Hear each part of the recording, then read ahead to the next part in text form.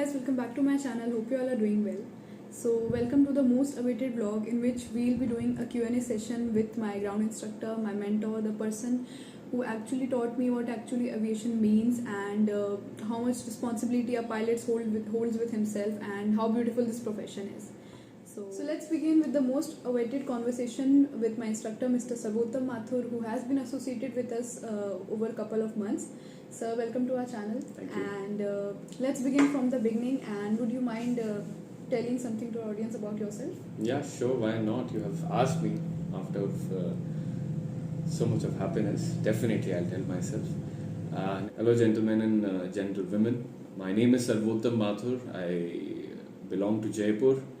I have been associated to this industry, beautiful industry, since about 11 years and have been working with the scheduled airline since past 6.5 years. I'm with SpiceJet Limited, flying the giant metal bird known as Boeing 737. I fly all the variants, Maxes, NGs and the freighters. About 3,000 plus hours and hold an ATPL.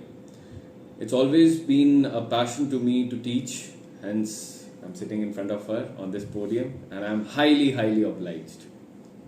Thank you for introducing yourself, sir. And now we would like to know what inspired you to be a commercial pilot, and please tell us some interesting story. So that's a love story.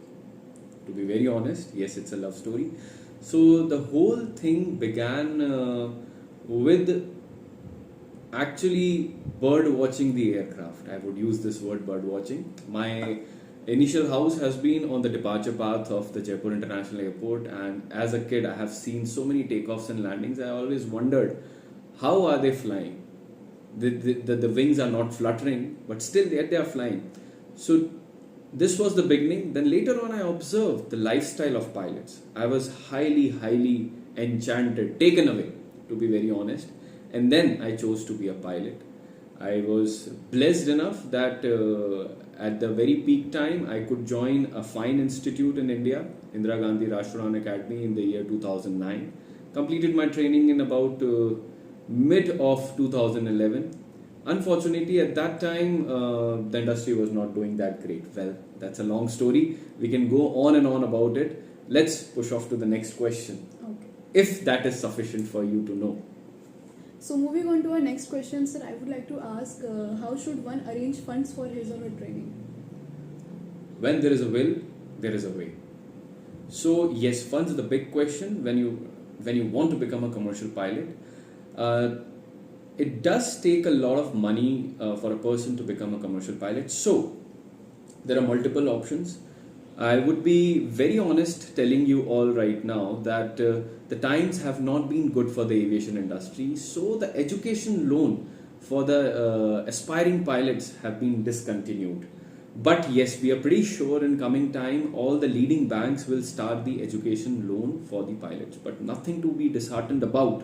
To be very honest, there are multiple schemes for the underprivileged by the state governments and the central governments. So you may explore those options. Moreover, if at all you are willing, you can even obtain a personal loan and go about your training. I understand the personal rate of interest of loan is very high, but again, as I said in the beginning, when there is a will, there is a way.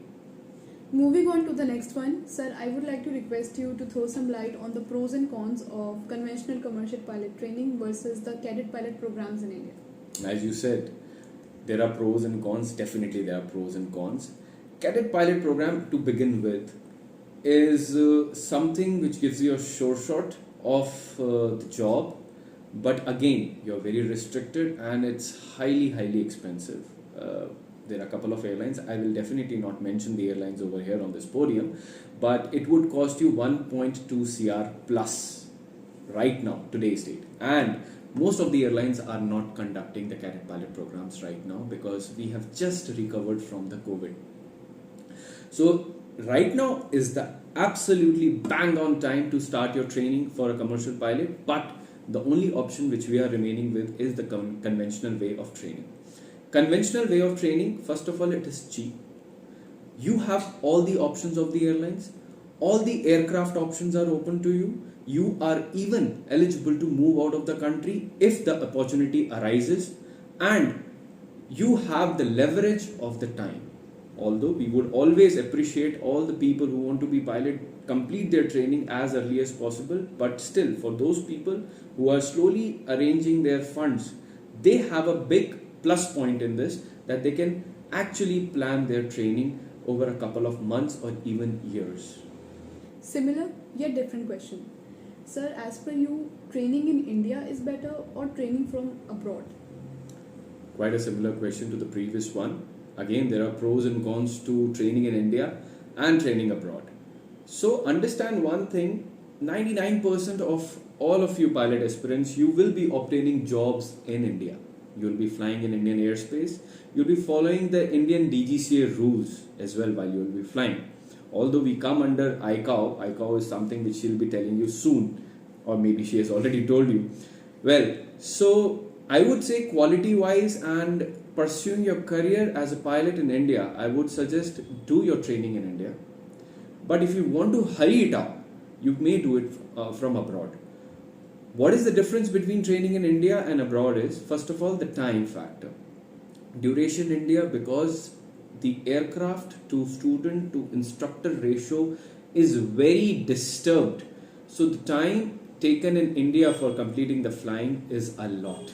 As compared, if you go to US of A or Canada, you can complete your training in about 6 to 8 months, provided your theoretical papers are cleared. Throwing a specific light, and if you want my opinion, training in India is better than abroad. As a budding aviator, one always has this curiosity of knowing that for which airline one should fly for and what type of aircraft should one fly. So what is your opinion about it? To this question, I have only one word to say: passion. You should have passion for flying and not the lifestyle. Because lifestyle is something which is subject to change, but passion will never change. So to begin answering this question, I would say never choose an aircraft. Every aircraft is beautiful. It should be the pilot. How should a pilot be? And your character defines your flying. So any aircraft, any machine in the world, if you get to fly, fly with charm. Rahi baat airline ki. Airline is something I would say you can choose, and you must go for an airline which has a strong financial stability, which you think that is going to run for a longer duration. Because for a pilot, it is very important how senior is he in the airline. So with the seniority only, he gets further promotions. So keeping that in mind, you must choose the airline, but aircraft, any. You should be a passionate flyer. So last but not the least, sir, knowing the present ailing industry, would you suggest someone to be a commercial pilot? It's a time-bound operation. Mission Impossible may be X, Y, Z, whatever sequence for you, but it is a very time-bound operation. Industry is ailing, yes, and it is recovering. Knowing the vacuum which has been created over past 3-4 years because of COVID, the need of flying, need of safe travel has increased.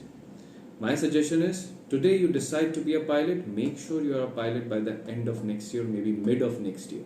Make it that time bound, so that, because whenever the jobs will be there in the market, they'll be for a very short duration and you will be absorbed if you're good. So make sure, if you want to be a pilot, yes, start it today. And it is no advertisement stunt. Read the newspapers and you will know it. So winding up with our session, so thank you so much for your precious time. I really appreciate it. And should we have any more curious questions from our audience, we may disturb you again. Please, why not?